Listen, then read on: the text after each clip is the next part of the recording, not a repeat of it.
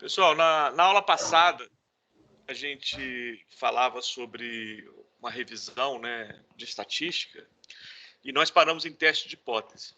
Foi isso? Vamos continuar a partir daqui.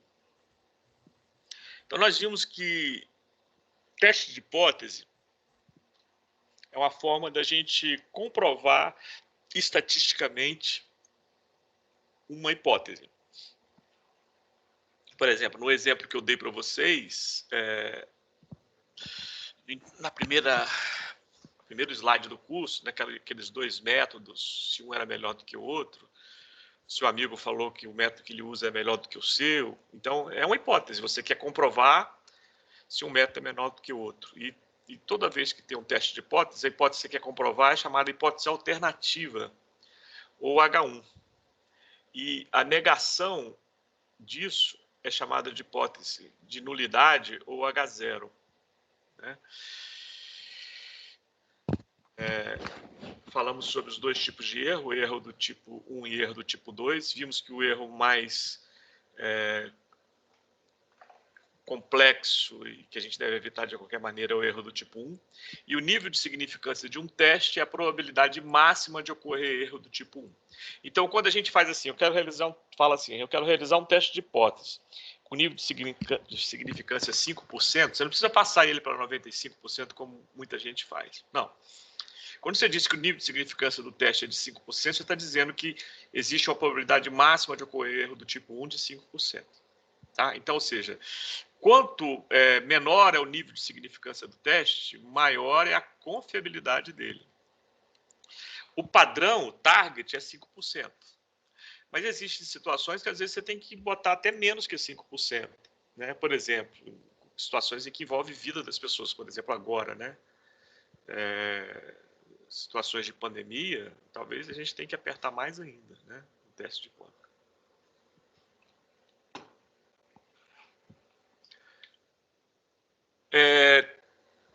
Tudo que eu vou falar a partir de hoje, a partir de agora, nós vamos dividir em dois grandes grupos. Um grupo de amostra grande e um grupo de amostra pequena. E o que é grande e pequeno nós conversamos na aula passada. Alguém lembra? Quando eu falo amostra grande, eu estou dizendo sobre o quê? Quem lembra? Maior que 30? População? Não é população, é amostra. Maior que 30. População, amostra não é população. População é um conjunto inteiro de dados, um número infinito. Então, quando eu falo que uma amostra é grande, eu estou dizendo o quê? Curva T-Student, ela está 5% abaixo da normal? Ou menos, né? Ou menos, isso. E qual é o número que isso acontece? Mais que 30. Mais que 30. Então, toda vez que eu estou com mais de 30 amostras, eu estou aproximando a T-Student de uma normal, a menos de 5% ou menos, né, dependendo do tamanho da amostra. Então, a amostra maior que 30, a gente considera a amostra grande. A amostra menor que 30, a gente considera a amostra pequena. A amostra grande, eu vou tratar com a normal, né? Porque a própria T-Student vai ser quase igual à normal. Então, o teorema do limite central diz que se você tem uma distribuição grande de dados, a distribuição de erro tende para a normalidade se a amostra é grande. Se a amostra é pequena, não vai tender para a normalidade, porque entra uma outra variável na história que é o grau de liberdade. Vai tender para quem? Para uma T-Student. Então, a gente vai fazer o quê? Vai tratar a amostra grande por uma normal e uma amostra pequena por uma T-Student. Fechado? Ô, Marquinhos, mas esse número aí de 30 não é com relação a algum parâmetro, por exemplo, porque 30 num censo de população é um número pequeno, não tem um parâmetro, 30 tá bom para tais coisas. Não. Você entendeu o porquê do 30? De Não. novo, vocês estão com confusão de população e amostra, viu, gente? População é o número inteiro da unidade. É o conjunto. Uhum. O Rio é a população. A amostra, ela pode ser grande ou pequena. Por que 30? Eu falei isso na aula passada. Lembra dessa curvinha aqui? Uhum. Quem é a pretinha? Normal. Não, é normal. E quem são as outras coloridas? AT. AT. O que acontece?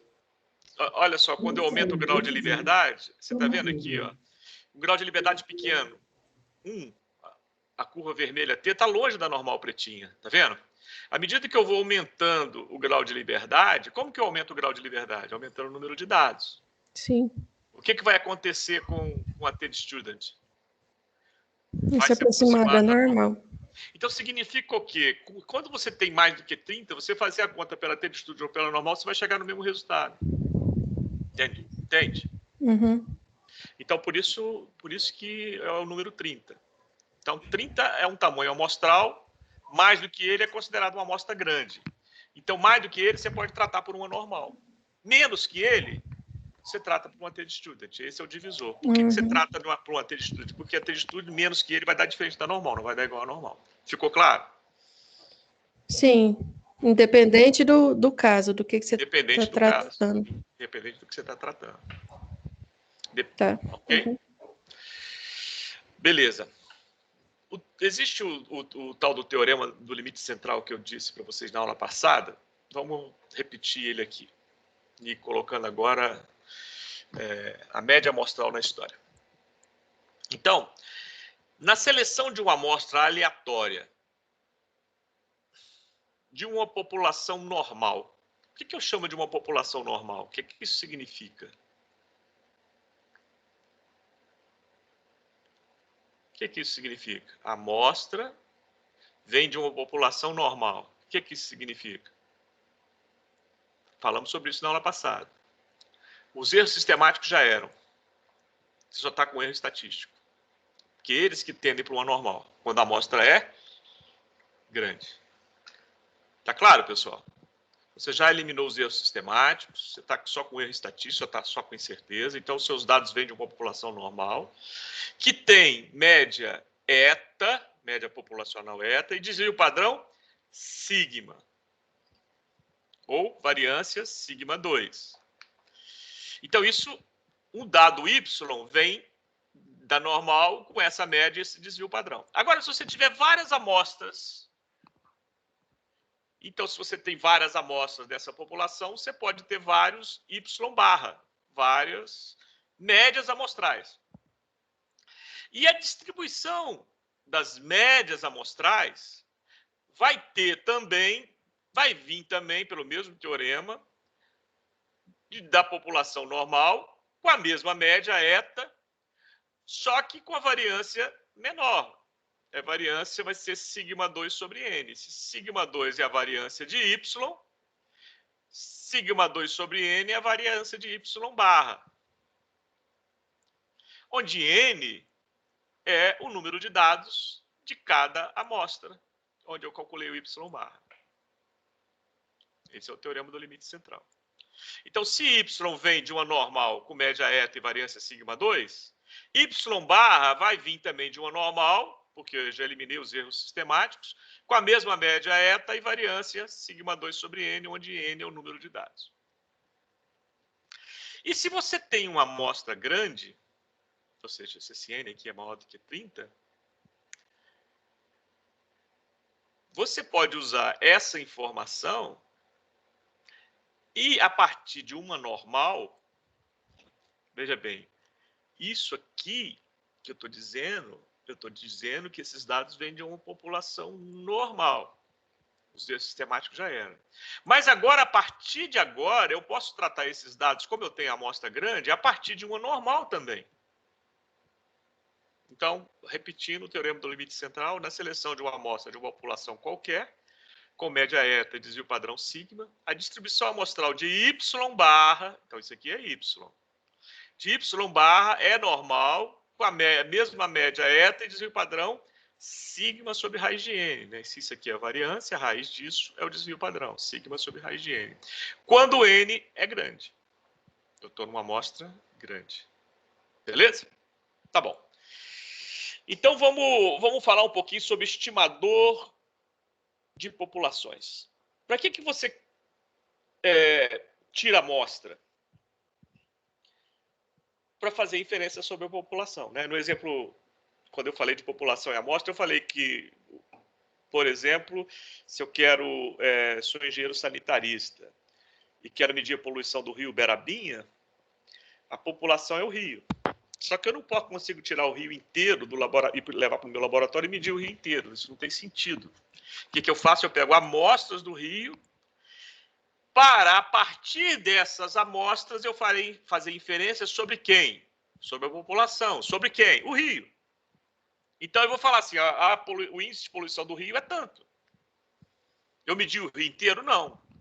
Eu estou fazendo uma inferência sobre a poluição do rio a partir de uma amostra. Eu estou fazendo uma inferência sobre a população, um parâmetro, a partir de uma estatística que vem de uma amostra.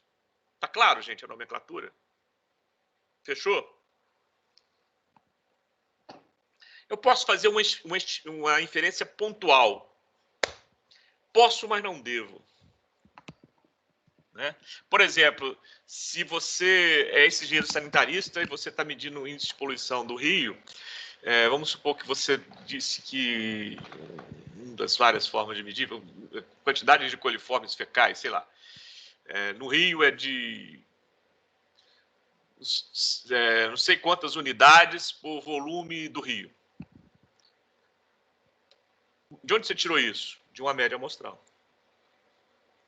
Agora, será que é preciso você pegar apenas essa média amostral e falar sobre o rio com um dado de uma amostra? Com a média de uma amostra? Se isso é razoável? Não é muito. Porque, de novo, eu falei para vocês na aula passada, uma coisa que eu quero que vocês deixem de ser, se já for algum dia, é engenheiros da média. Todos nós somos engenheiros. E quando eu uso apenas a média para fazer inferência à população, eu estou perdendo muitas das informações que eu estou fornecendo. Elas são imprecisas. Beleza? Mas é uma possibilidade. Eu posso fazer uma inferência pontual de uma população a partir de uma média amostral. Alternativa a isso, muito melhor, que agora doravante vocês vão fazer, é construir intervalos de confiança. Eu não vou fazer mais uma inferência pontual, eu vou fazer uma inferência de intervalo de confiança, porque nessa inferência eu estou dando informação sobre a variabilidade dos dados. O quanto esse dado varia. E estou dando inferência sobre uma confiabilidade maior nessa informação. É sobre isso que nós vamos falar agora, para depois voltar para o teste de hipótese. Então, tudo que nós estamos falando é de amostra grande. Se é de amostra grande, eu vou tratar por uma normal, porque eu já expliquei. Beleza, então vamos lá. Se eu tenho um Y que vem de uma normal com média eta e variância sigma 2, o Y barra vai vir também de uma normal com a mesma média eta e variância sigma 2 sobre n, teorema do limite central. Beleza. O que eu vou fazer agora? Eu não tenho a tabelinha dessa normal qualquer, né? Mas eu tenho a tabelinha da normal padronizada. Então, eu vou pegar essa informação aqui de Y barra e vou padronizar. Vou transformar ela na normal padronizada. Como é que eu faço isso? Diminuo da média e divido pelo desvio padrão. Não é assim que eu transformo em Z? A normal padronizada? Diminuo da média e divido pelo desvio padrão. Tá bom? Então, olha só. Esse aqui é o Z. Vamos olhar aqui a curva do Z, né? Uma curva simétrica. Eu quero construir um intervalo de confiança de 1 menos alfa. Ou seja, essa região branquinha aqui. 1 menos alfa. A curva toda vale 1, né? Se isso aqui é 1 menos alfa, se é simétrico, está sobrando o quê dos dois lados? Alfa, porque a soma tem que dar 1. Se está sobrando dos dois lados alfa e é simétrico, então esse lado de cá é alfa sobre 2 e esse lado de cá é alfa sobre 2. Está claro, gente? Está claro? Sim. Eu estou fazendo uma pergunta. Ok. Ótimo. Então, se isso aqui é alfa sobre 2, eu consigo olhar lá na tabela lá da normal padronizada quem é o valor de Z de alfa sobre 2. O valor de Z que fornece essa área aqui, alfa sobre 2. Como é simétrica, esse valor vai ser o mesmo do lado de cá, né? Só com sinal negativo. vai ser um menos z de alfa sobre 2. E essa área aqui vai ser alfa sobre 2. E esse intervalo aqui é 1 menos alfa. Então, o que eu estou fazendo aqui? Eu estou pegando o z, né? E construindo um intervalo 1 menos alfa, que é esse intervalo branquinho aqui. E esse intervalo branquinho aqui está compreendido entre quem? Que vai daqui desde menos z de alfa sobre 2 até z de alfa sobre 2. Ó, maior ou igual a menos z de alfa sobre 2 e menor ou igual a z de alfa sobre 2. O z está aqui dentro desse intervalo. Joia. Tudo bem até aqui? Nós estamos só manipulando o que a gente conhece de normal padronizado. Ótimo. Isso é um intervalo 1 menos alfa vezes 100% qualquer. Vamos pegar número para ver se a gente... isso vai ficando mais claro. Vamos supor que eu quero construir um intervalo de 95%. Se é 95%, 1 menos alfa vezes 100 dá 95. Se 1 menos alfa vezes 100 dá 95, 1 menos alfa é 0,95. Se o menos alfa é 0,95, o alfa é 0,05. Tem que somar 1. Se o alfa é 0,05, o alfa sobre 2 é 2,5, 0,025. Então, se esse intervalo aqui fosse de 95%, aqui seria um z de 2,5, e aqui seria um menos z de 2,5, aqui seria 2,5, aqui seria 2,5, aqui seria 95. Claro o que eu falei? Alguma dúvida? Claro. Então, a gente tem que descobrir quem é o z de alfa sobre 2. O z, que é essa área aqui dá 2,5. Ó, só é na tabela normal. Então, olha só, lembra que a área da normal padronizada está no miolo aqui, né? E aqui é o z e aqui é a decimal do z. Então, ó, onde está 2,5 aqui dentro? 2,5, achei ele aqui. Ó. Aqui é a área, 2,5. Então, qual é o valor de z correspondente a essa área de 2,5 aqui? 1,9, 1, 2, 3, 4, 5, 6. 1,96. Então, a probabilidade de z ser maior do que 1,96 é 2,5%. Como é simétrico, a probabilidade de z ser menor do que menos 1,96 é 2,5%. E aqui vai dar 95. Então, transformando esse número, a probabilidade de z está entre menos 1,96 e mais 1,96, esse aqui é o z, é 95%. Beleza. Mas eu quero fazer inferência, eu estou querendo usar a amostra para fazer inferência sobre quem? Sobre uma população. Em vez de uma inferência pontual, que é apenas a média amostral que eu falei para vocês que não é preciso. Então, se eu estou querendo fazer inferência sobre uma população, o que eu vou fazer? Eu vou pegar a média populacional aqui, ó, e vou isolar ela. Pegar esses dados aqui que eu acabei de construir, vocês viram como, e vou isolar a média populacional, porque é a quem eu quero fazer inferência. Então, vou jogar esse menos y barra sigma raiz de n para um lado e para o outro. Fazendo isso, está aqui, né? Que a gente acabou de falar. Vou isolar o eta, a média populacional. Jogar isso aqui para o lado de cá e isso aqui para o lado de cá. O que vai dar? O eta, a média populacional a quem eu quero fazer inferência, vai ser maior ou igual que y barra menos 1,96 sigma sobre raiz de n e menor ou igual y barra mais 1,96 sigma raiz de n. A probabilidade do meu eta desconhecido, da média populacional, que eu não conheço, que eu estou fazendo inferência a ela, estar nesse intervalo aqui é de 95%. Ficou claro? Portanto, Sim. o intervalo de confiança de 95%... Certinho, professor. Oi? Oi? Certinho, tranquilo. Certinho. Eu não tinha entendido o que você tinha falado. Desculpa. O intervalo de confiança de 95% é y barra mais ou menos 1,96 sigma raiz de n. Legal. Só que sigma também eu não conheço. Aí o que eu vou fazer? Eu vou substituir o sigma, que eu não conheço, por um S que eu conheço. Pelo desvio padrão amostral. Dessa amostra grande que eu estou tratando, maior que 30. Então, está aqui, ó, o intervalo de confiança de 95% é y barra menos 1,96 S, desvio padrão amostral, n, número de dados, sobre raiz de n, y barra mais 1,96 S sobre raiz de n. interpretação disso.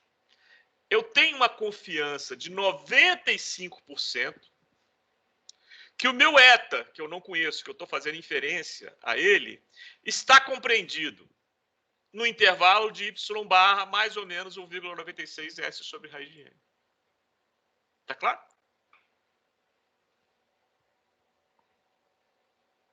Tá claro? Ok. Beleza. Vamos fazer um de 90%. Então, se o intervalo é de 90%, se soma 1, quanto que sobrou para cada lado? 5%. Certo? Joia. Se sobrou 5%, quem é o z de alfa sobre 2? Alfa sobre 2 é 5%. Quem é o z de alfa sobre 2? Então, eu vou achar 5% aqui na meiuca da tabela.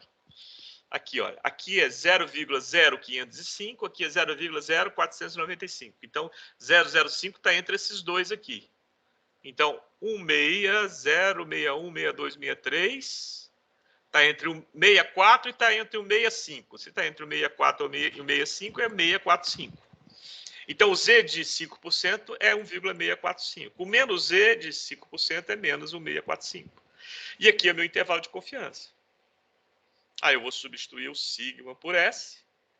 Então, leitura, eu tenho uma confiança de 90% que o meu eta desconhecido está compreendido no intervalo de y barra mais ou menos 1,645 S sobre raiz de n. Claro? Pergunta? Ok. Ótimo.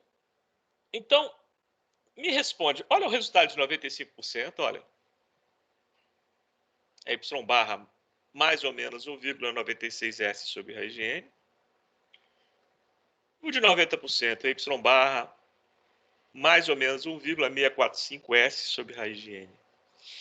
À medida que eu vou aumentando a confiabilidade do intervalo, esse intervalo fica maior ou menor? Olha esse resultado aqui, me responde. Ó. Esse é o de 95%, tem uma confiabilidade maior do que o de 90%. O intervalo de 95% é maior ou menor do que o de 90%? Maior. Maior. Maior. Certo? Então, à medida que eu vou diminuindo a confiança, o intervalo também vai diminuindo. Certo? Certo, gente? Certo. Certo. Eu posso diminuir tanto que isso aqui fica zero. Certo? E quando que isso aqui vai ficar zero? Quando a confiabilidade for quanto? Vou diminuindo. Se eu for diminuindo a confiabilidade desse intervalo, vai chegar aonde? Eta A média.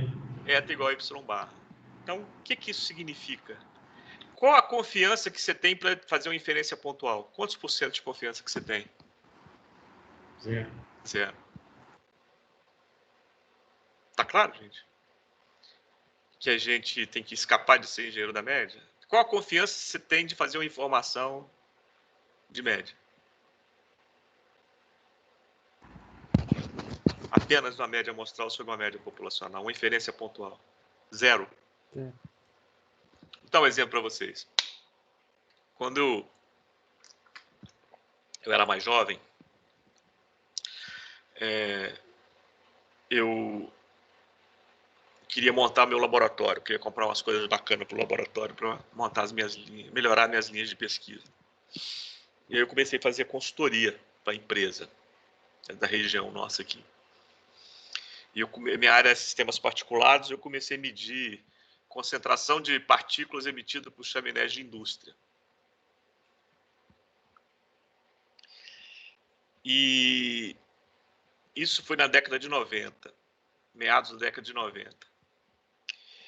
E a FEAM começou a recusar dados de empresas que faziam para essas indústrias há anos. Há anos que eles faziam. E a FEAM começou a recusar dados e nós fomos chamados, porque a FEAM começou a recusar dados de algumas empresas. Sabe o que as empresas faziam na época, né?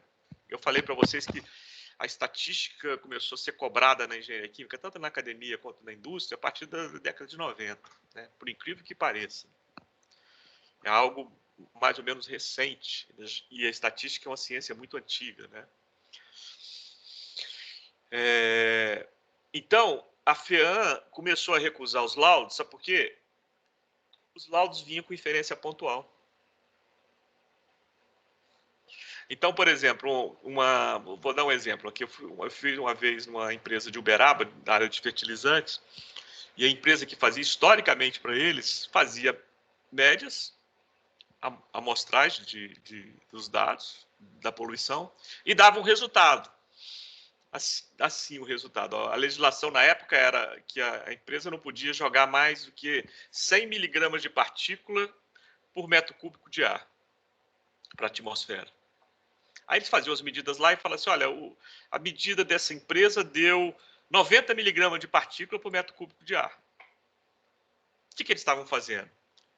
Uma inferência pontual, através do Y-, da população, que era, quem é a população? O quanto que essa empresa estava poluindo o ambiente. E aí a FEAM falou, não, a gente não quer mais assim.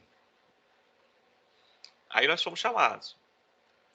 E aí começamos a fazer medidas, né, várias amostras e fazer análise estatística desses dados. Então, em vez da gente dizer assim, ó, essa empresa está emitindo 90 miligramas de partícula por metro cúbico de ar. Qual a informação que a gente dava para eles depois das nossas medidas? Eu tenho uma confiança de 95% que o nível de poluição dessa empresa, o nível de emissão, desculpa, dessa empresa de partículas por metro cúbico de ar está compreendida no intervalo entre 85 e 110, por exemplo. Miligrama de partícula por metro cúbico de ar. Percebe que nessa informação eu estou dizendo o quê? Ora, a média amostral deu até menos que o limite da legislação, que é 100 miligramas de metro cúbico de ar, 100 miligramas de partícula por metro cúbico de ar. Mas o intervalo dele está me dizendo o quê? Ora ele está abaixo, ora ele está acima. Então, apesar da média ter dado abaixo, ele tem situações de oscilação do processo que vai dar acima. Então, não adianta. Tem que resolver o problema. Tem que colocar mais equipamentos de coleta dessas partículas, os equipamentos que não estão, ou das condições operacionais dos que não estão funcionando. Percebe a diferença entre uma informação e outra? Uma inferência pontual, cuja minha confiança é zero, para uma inferência de intervalo de confiança, onde eu tenho uma confiança de 95% ou de 90%, de acordo com o intervalo que eu construir. Ficou claro, gente? A importância disso? Uhum. Ok. Então, essa é a interpretação, nós já falamos para vocês, né? Acabamos de repetir. Então, eu posso colocar isso de uma forma geral, né? Que eu posso construir um intervalo de confiança de 100 menos 1 menos alfa por cento, e esse intervalo vai ser Y mais ou menos Z de alfa sobre 2, S sobre raiz de N, onde esse S vem de uma amostra grande de dados. Aqui, ó. Isso é um intervalo de confiança qualquer. Aí você pode construir de 95, de 99, o que você quiser. Beleza. Ô, professor. Pois não. Você estava falando com relação à média aí, mas vou comentar um exemplo. Se eu tenho dados de precipitação de 10 anos, eu tenho, no caso, dados diários de 10 anos de precipitação. Aí eu preciso determinar uma vazão média por mês. Eu estou fazendo errado? Você tem que ser mais preciso na sua pergunta. Você falou em precipitação e falou em vazão. É porque eu preciso transformar essas precipitações em vazão. Aí, tem um cálculo que a gente faz que transforma ela em vazão. Tá, então você Só quer que saber a mensalmente... vazão. Você quer saber a vazão nesse intervalo de 10 anos, é isso? É a vazão média durante... O intervalo seu é de 10 anos, é isso tudo? 10 anos, a vazão média por mês, mensal. Bom. Porque você falou que se a gente trabalhando com a média, a gente a gente não tem tanta precisão, né? Então, se você pegar esses dados de 10 anos, dados mensais de 10 anos, né? Você tem cada mês desses 10 anos, você tem um dado. Vamos dar um exemplo. Aí você calcula a média da precipitação, que você pode transformar em vazão, desses 10 anos. Uhum. Você tem essa informação? Você concorda com a informação muito imprecisa? Por quê? Porque em junho não chove nada. E em novembro cai um toró. Então você diz assim, a média de precipitação dá um número aí de precipitação. Não, na realidade é porque eu tenho os dados... Não, me responde, me dá um dado de precipitação em milímetros. Milímetro de água, é isso? Milímetro, precipitação líquida de 0,3.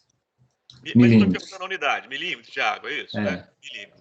Então, a precipitação, a média desses 10 anos, mensal desses 10 anos, deu 0,3. Você não está dizendo nada. Entendeu? A sua informação está imprecisa. Por quê?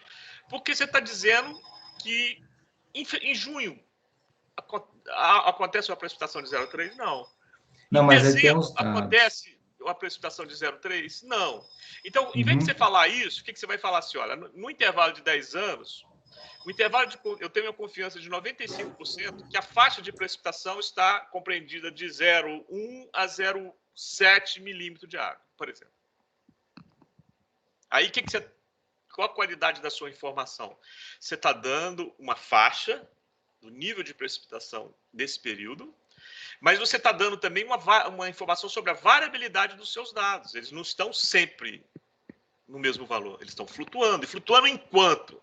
Aí o seu intervalo de confiança vai te mostrar. Viu a diferença? Uhum. Entendi. Então, vamos voltar para o teste de hipótese. E vamos continuar falando de amostra grande. Se eu estou falando de amostra grande, eu vou tratar por uma... Normal. Normal. Beleza. Vamos voltar para o teste de hipótese que a gente começou a falar na aula passada. Então, eu tenho uma hipótese alternativa àquilo que eu quero provar. Eu tenho uma hipótese de nulidade, é o advogado do diabo, a negação daquilo que eu quero comprovar. Então, eu tenho que escolher um teste estatístico. Como é que eu escolho o teste estatístico? Bom, se eu estou com a amostra grande, o meu teste vai ser uma normal. Se eu estou com a amostra pequena, o meu teste vai ser uma t-student. Aí eu vou estabelecer um nível de significância do teste. O que é o nível de significância do teste? Pergunta.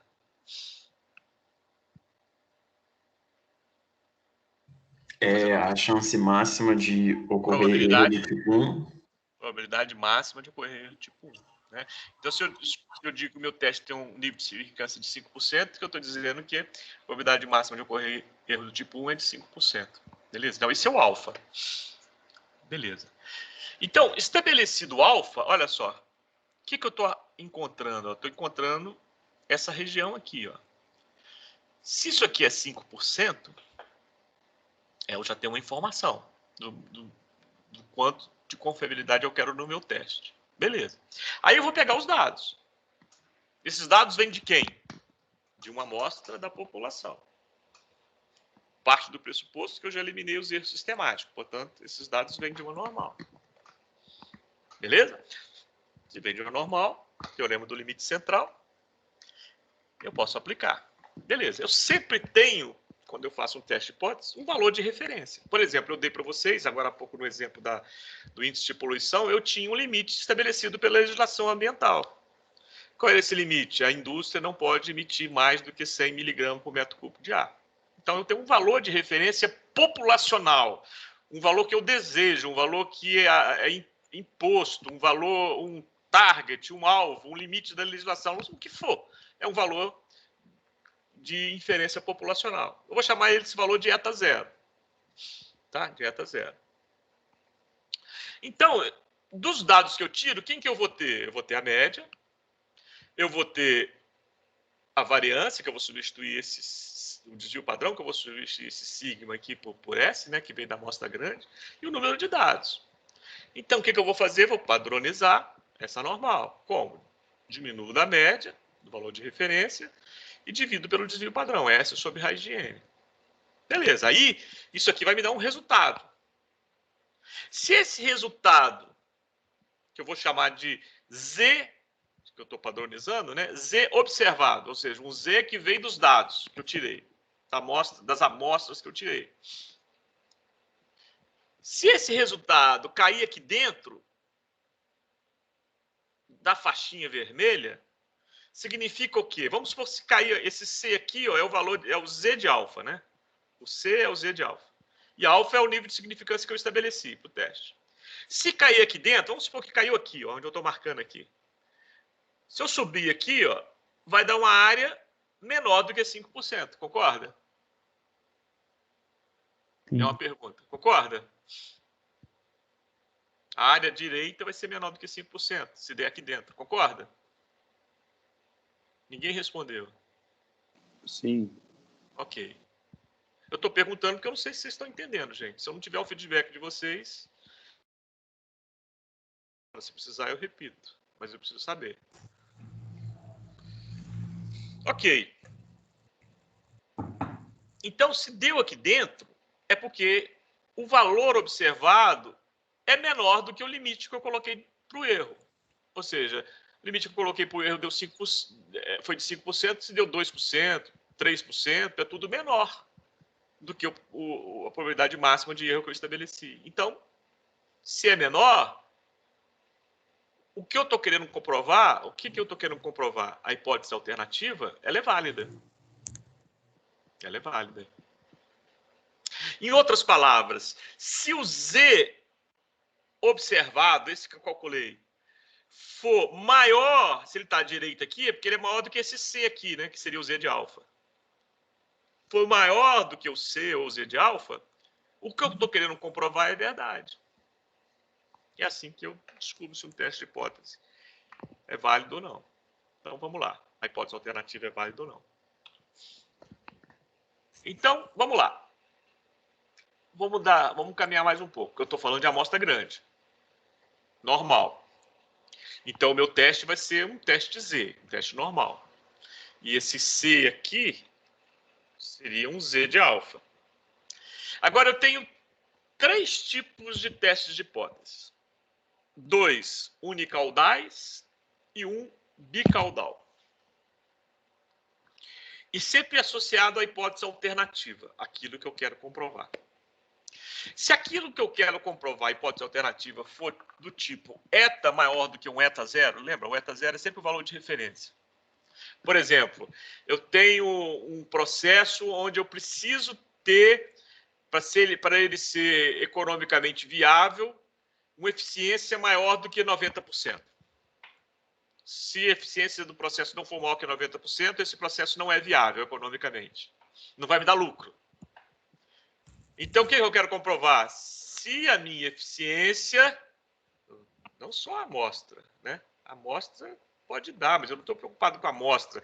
E a população? E depois que eu investir, depois que o investidor colocar milhões de dólares lá e não der nada. Então, eu quero fazer inferência sobre a população, por isso que é sempre eta. Então, o eta, ou seja, a eficiência do meu processo, da população dos dados do meu processo, vai ser maior do que um valor de referência. Nesse exemplo que eu dei, eficiência maior que 90%. Então, se o teste de hipótese for desse tipo aqui, a região vermelhinha, que eu vou chamar de região de rejeição de H0. Então, vamos começar a definir nomenclatura aqui. Ó. Eu aceito H1, necessariamente eu rejeito H0. As duas coisas nunca vão ser verdade. Então, para isso aqui ser estatisticamente válido, isso aqui tem que ser rejeitado. E para isso aqui ser válido, eu tenho que estar aqui na região vermelhinha aqui. Então, essa região vermelhinha aqui é chamada de região de rejeição de H0, da hipótese de nulidade. Então, a região de rejeição de H0 ou de validade de H1 vai estar sempre à direita da normal, na cauda direita, se a hipótese alternativa for desse jeito aqui, ó, eta maior do que um valor de referência. Agora, eu posso... Então, esse aqui é um teste do tipo 1 aqui, ó. Eu posso ter um teste do tipo 2, onde a hipótese alternativa vai ser eta menor do que um valor de referência. Exemplo, aquele que eu acabei de dar. Né? Poluição. Você tem um limite para poluir. Aquele exemplo que eu dei das medidas que eu fazia, o índice de poluição de partículas emitidas pela empresa tem que ser menor que 100 mg por metro cúbico de ar. Tem que ser menor, senão a empresa é fechada, ela não pode operar. Ela vai ser multada.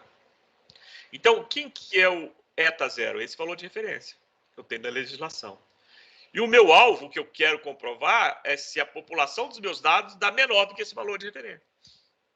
Então, se a minha hipótese alternativa for desse tipo aqui, a região de rejeição de H0 vai estar à esquerda da normal. Se isso aqui é alfa, eu vou ter aqui um menos E de alfa. Eu tenho uma terceira hipótese possível para a hipótese alternativa. É do tipo eta diferente de um valor de referência. Se eu tenho uma hipótese do tipo eta diferente de um valor de referência, a região de rejeição você faz da seguinte forma. Não é nem menor ou maior. Pode ser os dois, tem que ser diferente. Então, se eu tenho um nível de significância alfa, eu vou dividir ele por 2. A metade vai ficar do lado esquerdo, a outra metade do lado direito. E a região de rejeição vai ser as duas. Se somar, vai dar alfa. Então, pode estar aqui ou aqui. Então, aqui eu vou ter um Z de alfa sobre 2 e aqui eu vou ter um Z de alfa sobre 2. Em qualquer desses casos aqui, se o meu Z observado cair dentro da região vermelhinha, significa que eu posso rejeitar H0. Significa que eu posso aceitar H1. Ficou claro? Então, por exemplo, no caso do exercício que o senhor deu, da produção lá, o melhor para mim estar fazendo é o caso do tipo 3, porque eu quero que a média esteja mais no meio, né? Eu não entendi a sua pergunta. Quem perguntou?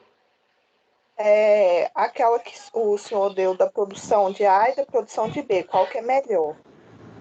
Então, assim, eu não vou querer uma produção muito variada com pontos muito distintos. Aí eu vou estar usando o caso 3? Não. Aquele caso lá é o assunto da aula que vem. Na aula que vem a gente vai tratar o primeiro exemplo. Tá? Por quê? Porque no primeiro exemplo eu não tenho um valor de referência, eu não tenho um eta zero. Eu tenho dois valores. Eu estou comparando um com o outro. Duas populações. A população que vem do método A e a população que vem do método B. Então, eu vou ter amostra de duas populações.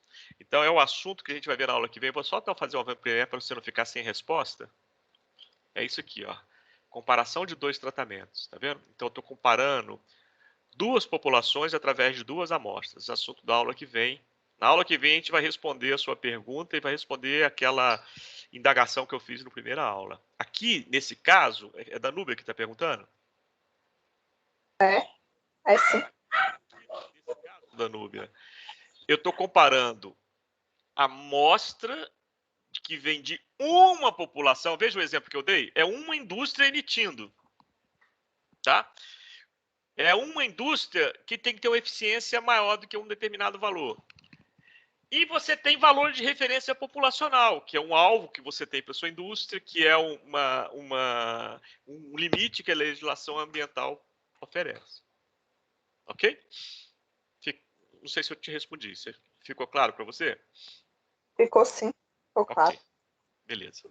Então vamos lá. Vamos dar exemplo então para isso aqui sedimentar mais. Engenharia civil.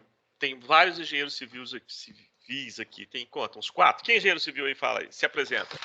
Ulisses, Josildo. Eu não adianta porque eu não estou vendo. É o Josildo. Ulisses, Josildo. Mais quem? Roberta. Roberta. Você entrou, Roberta? Você não tinha entrado, não. Roberta. Mais quem? Carolina. Hein? Caroline? Sim. Caroline Timóteo? Isso. Então, olha só, exemplo da área de vocês aí. Ó. Uma mistura de concreto leva, em média, 15 horas no processo de secagem usando o método tradicional de mistura.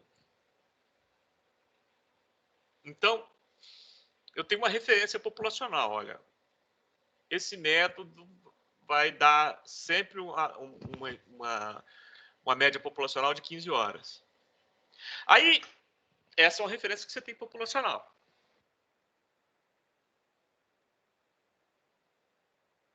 Tá mudo, Marquinhos, mudo.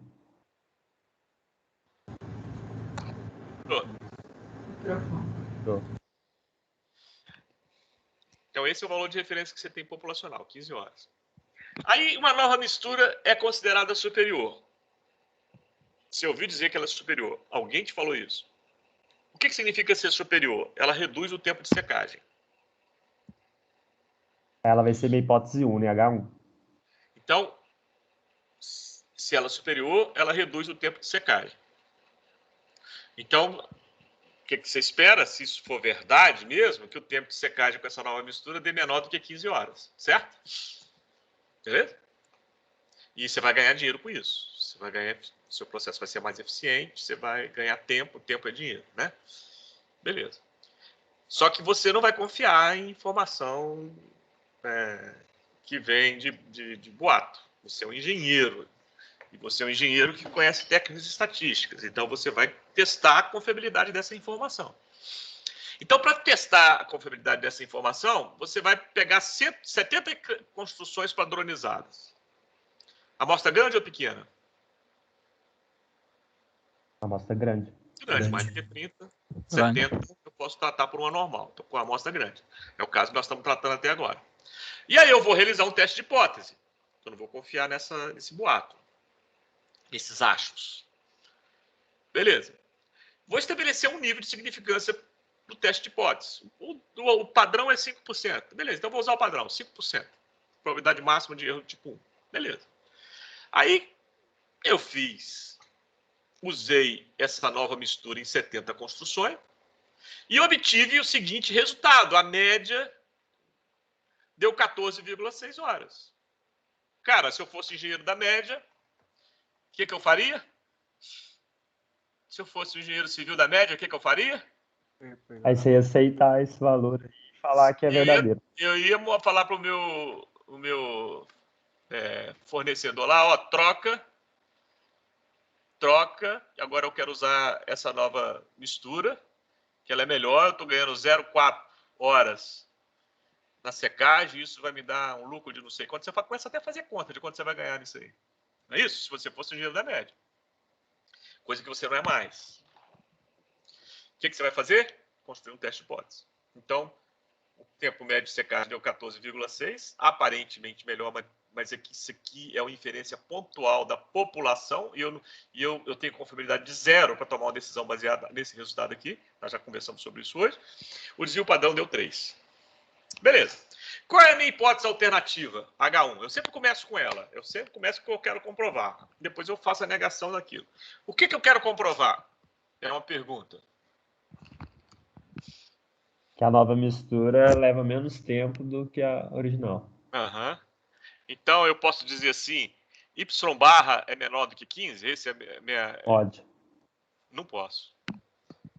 Quem que respondeu que pode? Eu. Não, hein? Eu, Ulisses. Hein? Ulisses. Sabe por que você não pode, Ulisses? Porque não é Y barra. É eta. Tá. Uhum. Você não está preocupado com a sua amostra. A sua amostra deu menor. Ó. Você está preocupado com o que vem depois, a população dos dados. Então, a hipótese alternativa é eta menor do que 15. Certo? Certo. Negação disso. Eta não é menor, é maior. E igual também não me serve. Eu não vou ficar trocando uma coisa que já opera há anos para ficar 0 a 0, para ficar igual. Não vale a pena. Né? Então, eta menor do que 15, eta maior ou igual a 15. Eta menor do que 15 é H0, é H1. Eta maior ou igual a 15 é H0. Qual dessas três aqui eu estou? No tipo 1, tipo 2 ou tipo 3?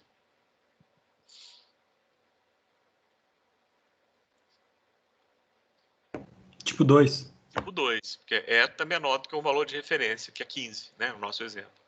Então, a região de rejeição vai estar à esquerda da normal, tá vendo? Vai estar aqui, ó. Beleza. Então, é isso aqui, ó. H1 eta menor do que 15 horas. Do tipo 2, a região de rejeição está à esquerda da normal. Bom, aqui eu já tenho, eu posso calcular esse Z de alfa. Se isso aqui é 5%, quanto que é o Z de alfa? Nós já fizemos essa conta hoje, ó. Vamos lá, voltar só para lembrar. Ó, tá vendo? Ó? A normal é simétrica. Então, ó, maior do que 1,645 é 5%, menor do que menos 1,645 também é 5%. Ó. 5% está aqui, 1,645. Então, o Z de alfa é 1,645, portanto, o menos Z de alfa é menos 1,645. Tá? Menos 1,645. Então, olha só, se os meus dados der aqui dentro, do vermelhinho, essa é a região, ó, região de rejeição de H0. Significa que H1 é verdade. Por que significa que H1 é verdade? Porque vai dar menos que 5%. Beleza, então vamos calcular a partir dos dados. Quais são os meus dados? Y barra, 14,6. O valor de referência populacional que eu tenho, 15. S, desvio padrão deu 3. Quantos dados eu tenho? 70. 0,3. Desculpa, não é 0,3 não, aqui é 3, tá? Corrige aí para mim. Tá? É 3 sobre raiz de 70. Tem um errinho aqui. Depois me lembra de corrigir nas notas, tá, Glaucio?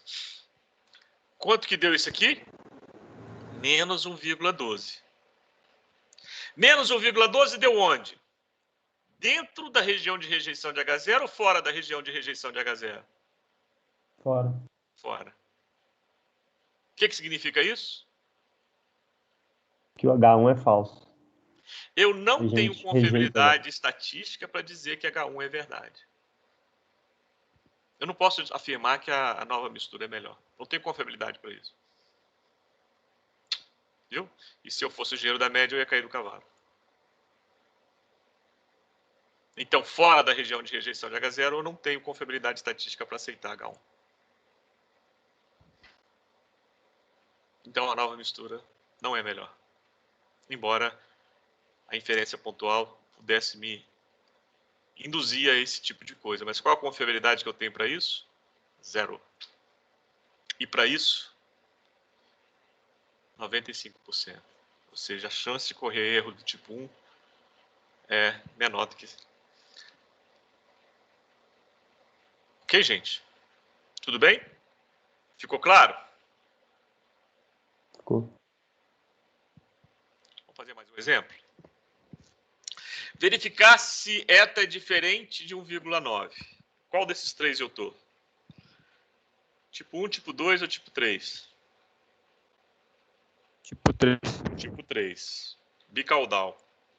Então, se eu tenho um nível de significância de 5%,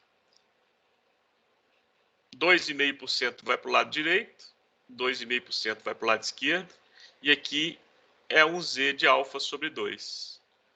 Se aqui é 5%, o alfa sobre 2 é 2,5%, essa conta eu também já fiz, né? 1,96, está aqui, ó. Né? O Z de 2,5 é 1,96. 1,96 é o Z de 2,5, beleza.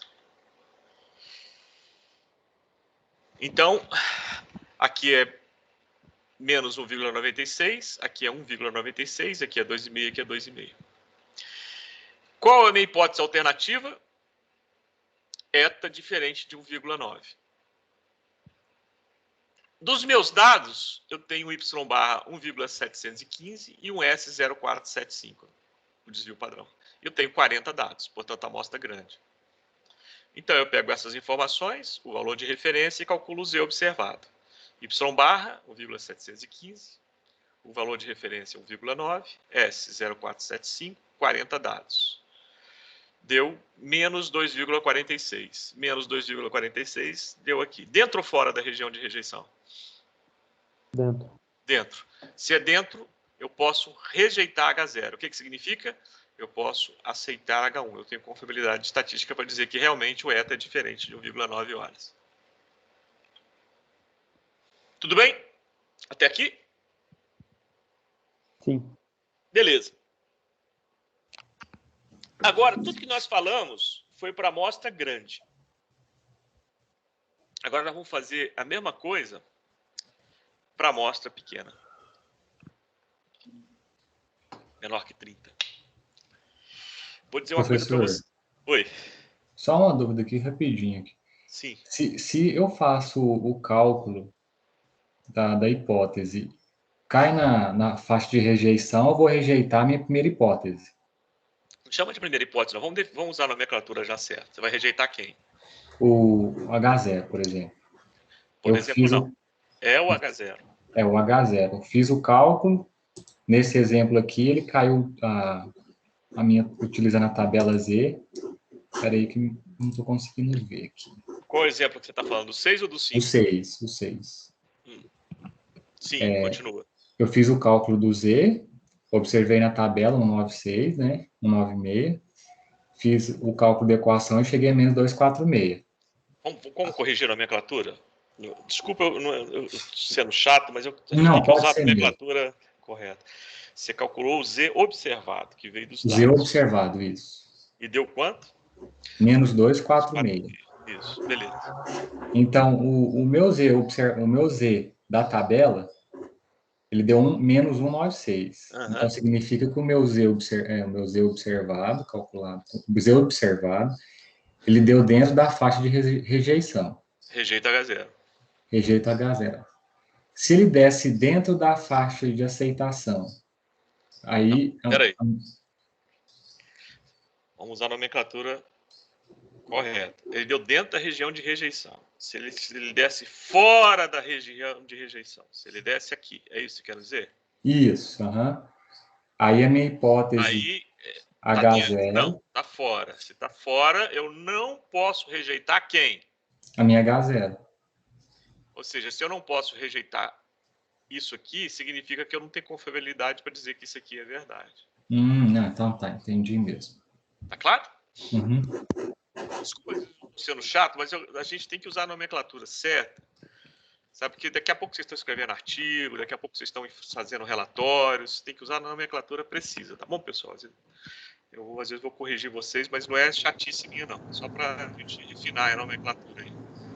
Usando as listas. Fazendo as listas, né, Glaucia? Comentando as listas, que a Glaucia dá nota para isso. Tá bom, gente? Beleza. Então, vamos tratar agora da amostra pequena. Tudo que a gente viu para a amostra grande, a gente vai fazer a mesma coisa para a amostra pequena. Ou seja, nós vamos construir intervalo de confiança, nós vamos fazer teste de hipótese.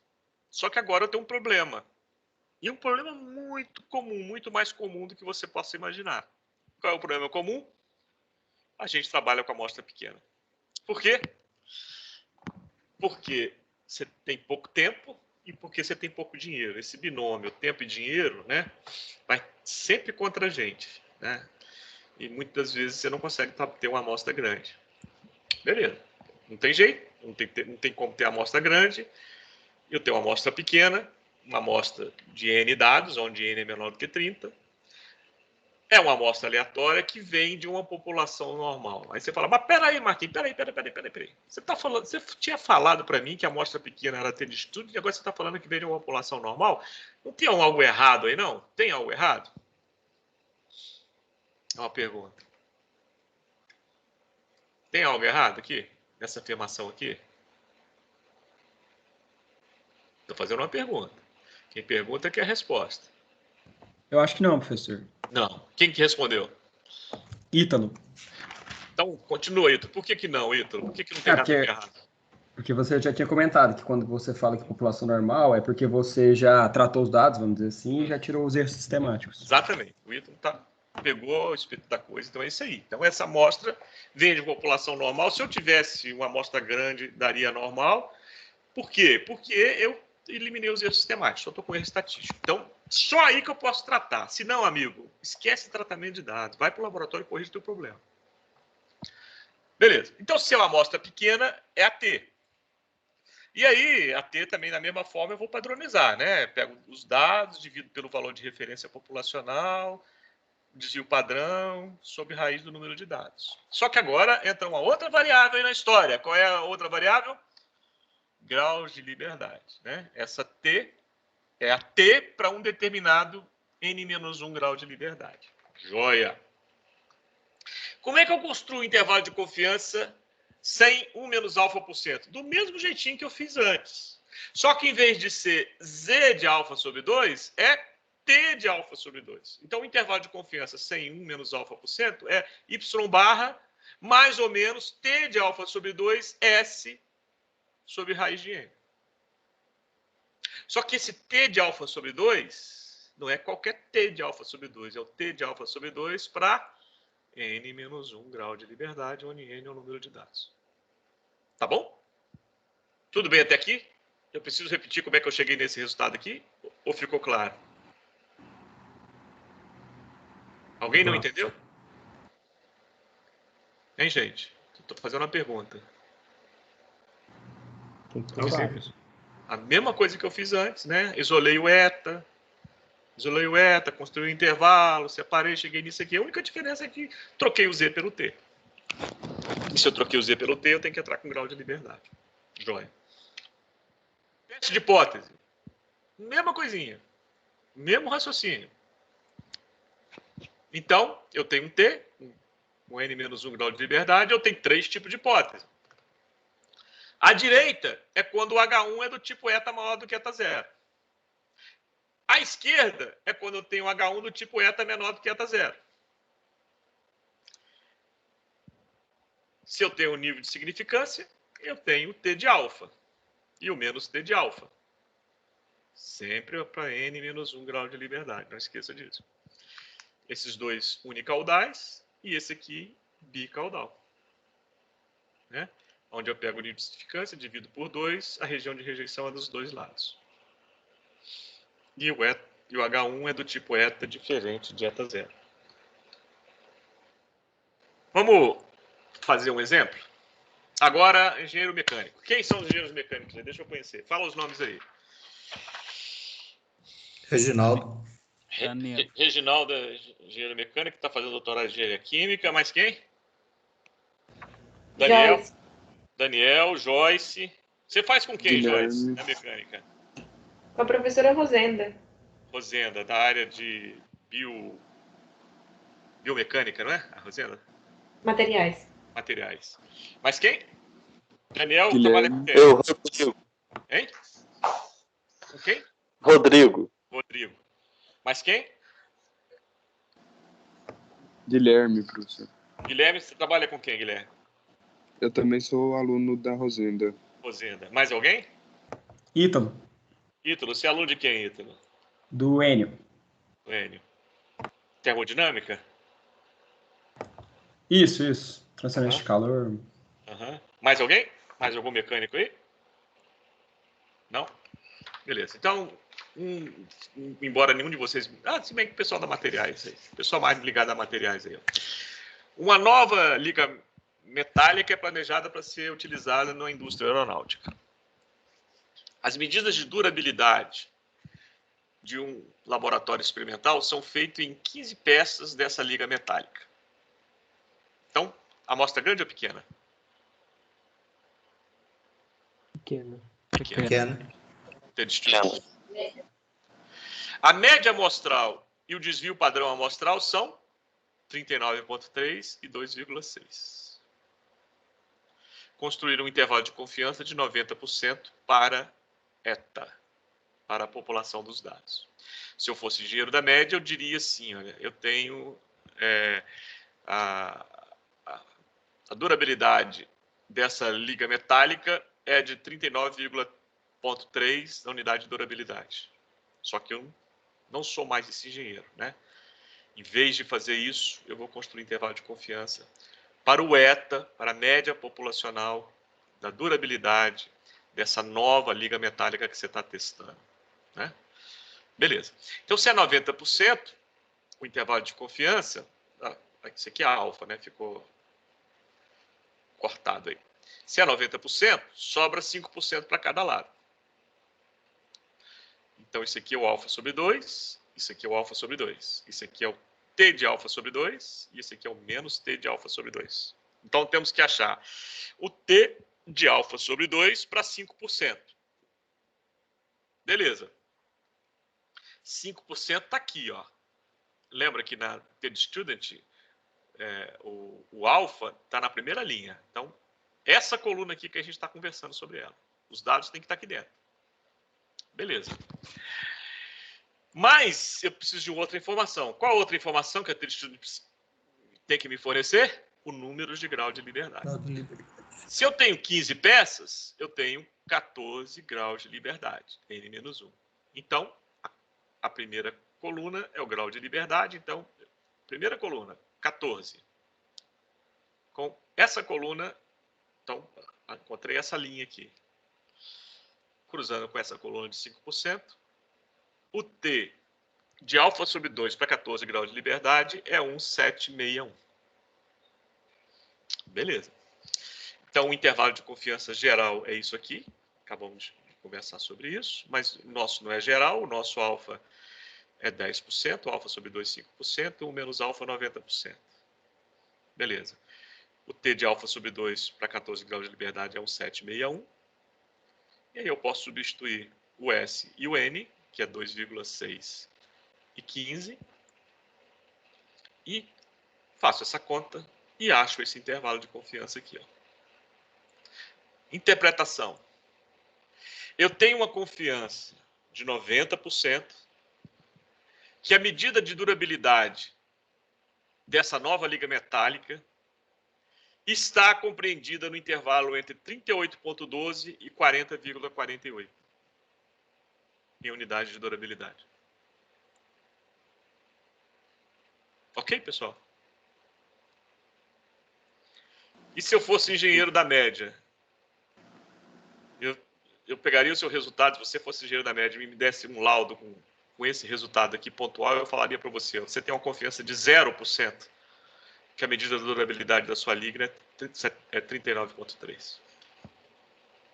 Se eu quisesse aumentar esse intervalo de confiança aqui, em vez de 90% para 95%, essa faixa aqui seria mais ampla.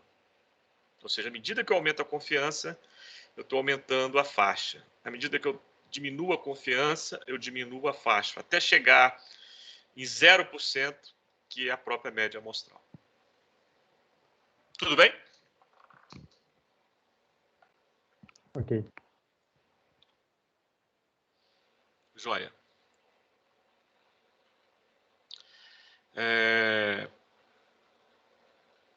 Ou de engenharia sanitária. Engenharia sanitária, tem gente que mexe com engenharia sanitária que é engenheiro químico, tem gente que mexe com engenharia sanitária que é engenheiro civil, e agora já tem curso de engenharia sanitária, né?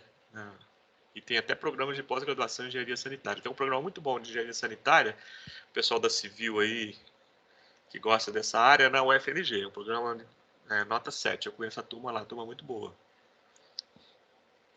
Conceito 7 na CAPES. Então, o exemplo é o seguinte. Um departamento de saneamento de uma cidade quer determinar se a média de bactérias... Essa cidade é litorânea. Por exemplo, essa cidade dá numa praia, por exemplo, Araguari, né? A praia de Araguari aqui. Brincadeira, viu? Tem Araguarina aí não, né?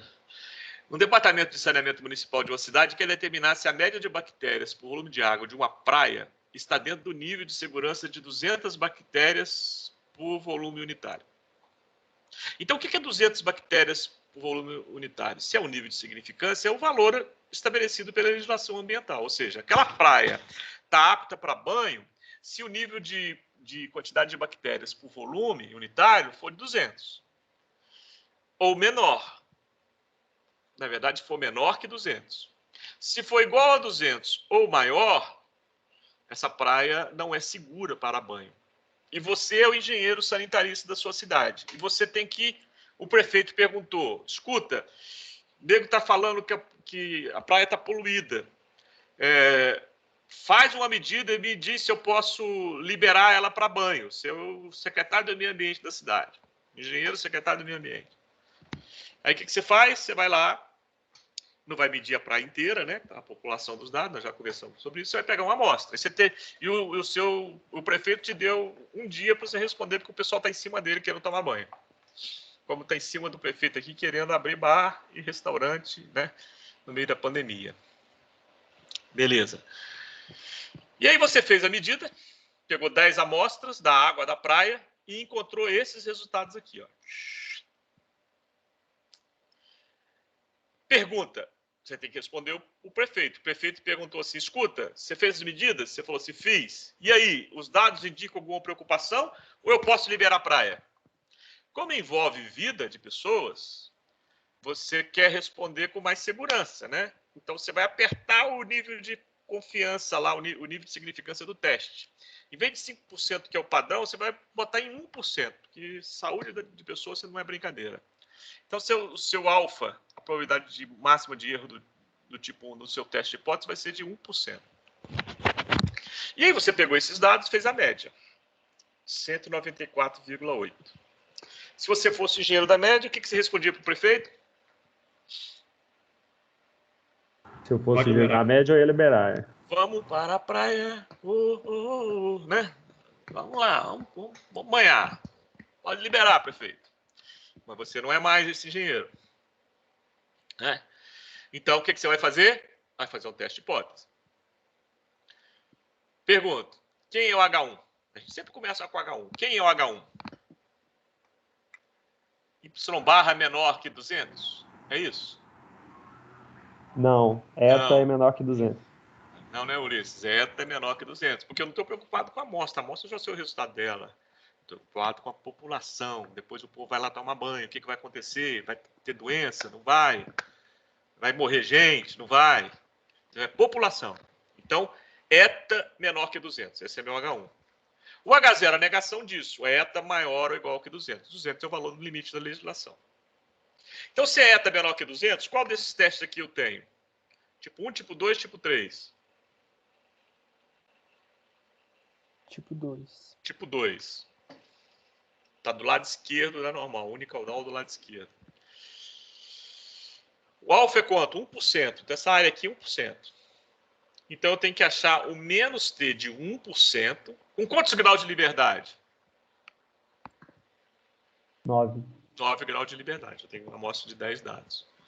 Então, vamos lá. Ó, tabelinha da textura onde eu reproduzi aqui. 9 graus de liberdade. Está nessa linha aqui. Ó. Toda essa linha aqui.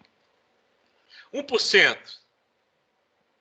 Aqui está o nível de significância, é 1% aqui. Então, cruzando nessa linha com essa coluna, 2,821. 2,821 é o T de alfa. Qual a região de rejeição de H0? Para cá. Essa área aqui é 1%, tem que ser menor ou igual a 1%.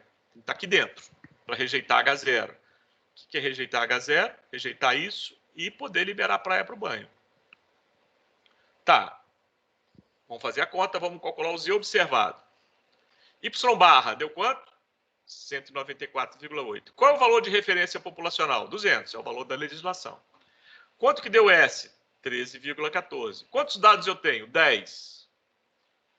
Deu dentro ou fora da região de rejeição de H0? Fora. Bem fora. Fora. Bem fora. Resultado?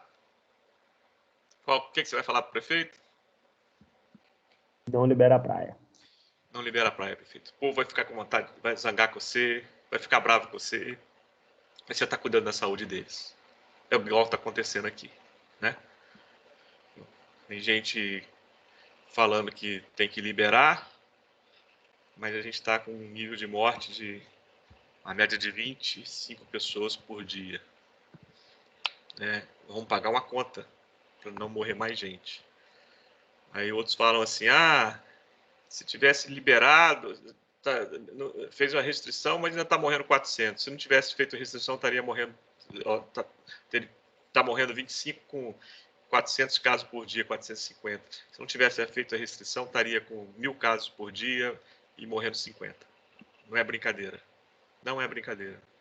Uma conta vai ser paga, mas infelizmente tem que ser paga, porque vida não tem preço. O preço de uma vida, só quem é pai, mãe, filho, sabe o que é perder alguém. Então, nós nunca vivemos isso.